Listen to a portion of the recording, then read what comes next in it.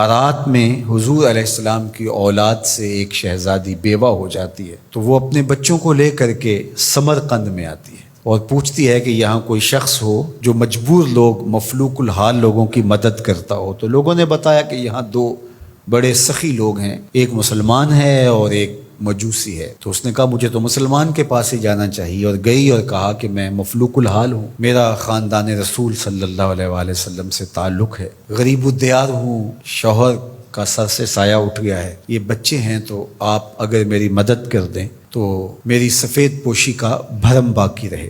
تو اس نے کہا کہ بہت سارے لوگ آتے ہیں اور اس طرح کی باتیں کرتے ہیں، تم بتا سکتی ہو کہ تمہارے پاس کیا ثبوت ہے خاندان رسول سے ہونے کا؟ تو اس نے کہا میں مفلوق الحال ہوں، بچوں کو لے کر کے ہرات سے یہاں پہنچی ہوں، تو میں شجرہ تو ساتھ نہیں لیے پھر رہی، بس میری بات پہ اعتبار کر لیا جائے۔ اس نے کہا کہ میں تیری بات پہ اعتبار نہیں کر سکتا۔ خیر وہ وہاں سے اٹھی اور اس مجوسی کے پاس چلی گئی اور اس کو جا کے بتایا کہ مفلوق الحال ہوں، یہ میرے چھوٹے یتیم بچے ہیں، میں رسول کریم صلی اللہ علیہ وآلہ وسلم کی اولاد سے ہوں، تو آپ اگر میری مدد کر دیں۔ تو اس نے انتظام کر دیا ایک چھوٹے سے گھر کا، اور جو ضروریات کی چیزیں تھیں وہ باہم پہنچا دی۔ یہ بھی سو گیا اور وہ مسلمان تاجر بھی سو گیا۔ ابن جوزی لکھتے ہیں کہ جب رات ہوئی تو اس مسلمان تاجر نے، سخی نے، خواب میں جنت کے منظر کو دیکھا کہ ایک خوبصورت محل ہے جس کے پاس حضور نبی رحمت صلی اللہ علیہ وآلہ وسلم کھڑے ہیں۔ تو یہ آگے شوق سے بھرا اور کہا حضور یہ محل اگر آپ مجھے عطا کر دیں۔ تو فرمایا یہ ایک مسلمان کا ہے۔ تو کہا میں بھی تو مسلمان ہوں۔ فرمایا تیرے مسلمان ہونے کا ثبوت کیا ہے؟ آنکھیں کھل گئیں، ماضی کا سارا قصہ ذہن میں تازہ ہو گیا، اور وہ جو لفظ کہے تھے کہ تیرے سیدہ ہونے کا ثبوت کیا ہے، وہ لفظ احساس پہ ہتھوڑے برسانے لگے اور نکال دیا گیا دربار رسالت سے۔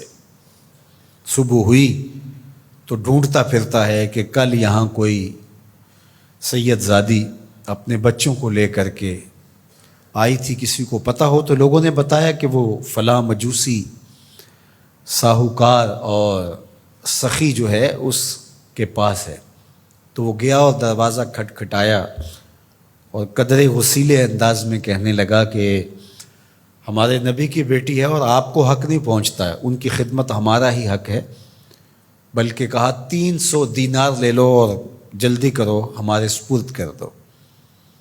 تو اس نے مسکرا کے دیکھا، کہا کہ میں نے تو انڈٹھا سودا کیا تھا، اب تو منظر دیکھ چکا ہوں، جہاں رات آپ کو دھکے دے کر نکالا گیا وہاں مجھے وعدہ دیا گیا کہ تو نے میری بیٹی کی خدمت کی ہے، تجھے اور تیری نسل کو جنت کی ضمانت دی جاتی ہے، اور میں تو حضور کے ہاتھ پہ کلمہ پڑھ کے اسلام قبول کر چکا ہوں۔ اللہ اکبر۔ نسبت رسول کا احترام، محض نسبت رسول، عمل تو بعد میں آتے ہیں۔ اللہ اکبر۔ تو فرمایا کہ احبو لأہل بیتی لحبی، میرے اہل بیت سے محبت میری وجہ سے کرو۔ اللہ اکبر۔ امت کو سمجھنا چاہیے کہ اہل بیت رسول کا معاملہ کتنا حساس اور کتنا نازک ہے، اور آقا کریم نے کس قدر اس کو اہمیت کے ساتھ حجۃ الوداع کے موقع پر ارشاد فرمایا۔ اور دوسرا، حضور علیہ السلام نے مقام خم پر باقاعدہ خطاب کرتے ہوئے ارشاد فرمایا، یہ مکہ اور مدینہ کے درمیان ایک جگہ ہے، الا ایھا الناس، اے لوگو، انما انا بشر یوشک ان یاتی رسول ربی فاجیب، فرمایا کہ میں بشر ہوں، موت کا فرشتہ پیغام لے کر میرے پاس بھی آئے گا اور میں رب کے بلاوے پر حاضر ہو جاؤں گا۔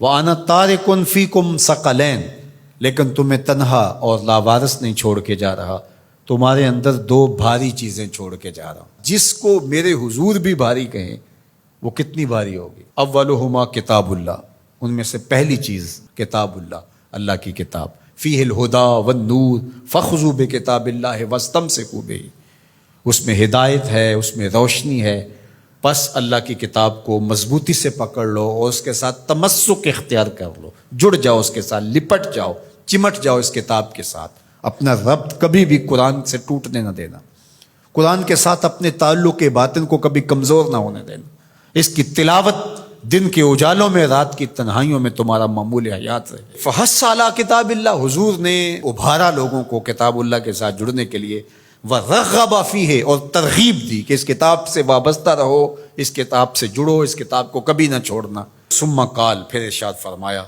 وَأَهْلُ بَيْتِي، اور میرے اہل بیت، اذکرکم اللہ فی اہل بیتی، اذکرکم اللہ فی اہل بیتی، اذکرکم اللہ فی اہل بیتی، 3 مرتبہ فرمایا، میں تمہیں اپنے اہل بیت کے بارے میں اللہ سے ڈراتا ہوں، تذکیر کرتا ہوں، نصیحت کرتا ہوں کہ میرے اہل بیت کے معاملے میں کوتاہی نہ کرنا۔ 1 بار نہیں کہا، 2 بار نہیں کہا، 3 بار فرمایا۔ نگاہ نبوت کچھ دیکھ رہی تھی کہ لوگ کربلا کے اندر شہزادگان رسول کو شہید کرنے کے درپے ہوں گے، اور اہل بیت نبوت کی عظمتیں لوگوں کو ہضم نہیں ہو پائیں گی۔ تو حضور نے 1 بار نہیں، 2 بار نہیں، 3 بار فرمایا کہ میرے اہل بیت کے معاملے کے اندر ان کی حساسیت اتنی ہے کہ کوتاہی کا ارتکاب نہ کرنا۔ اہل بیت نبوت کا معاملہ بہت حساس ہے، بہت ہی حساس ہے۔ یزید پلید نے اہل بیت کے ساتھ ٹکر لے کے اپنی عاقبت بھی برباد کر لی اور اپنی دنیا بھی برباد کر لی، اور اپنی نسلوں کو بھی بدبودار بنا لیا اس نے۔ یزید کا نام بدی کا استعارہ بن گیا، دشنام سے بھی بدتر، گالی سے بھی بدتر یزید کا نام ہے۔ حضرت امام حسین رضی اللہ تعالیٰ عنہ حق کا استعارہ بن کے ابھرے، اور قیامت تک ان کا نام زندہ، روشن، سرخرو، کامیاب اور بامراد رہے گا۔ رہتی دنیا تک حسین کے نام کا جھنڈا اونچا ہی رہے گا۔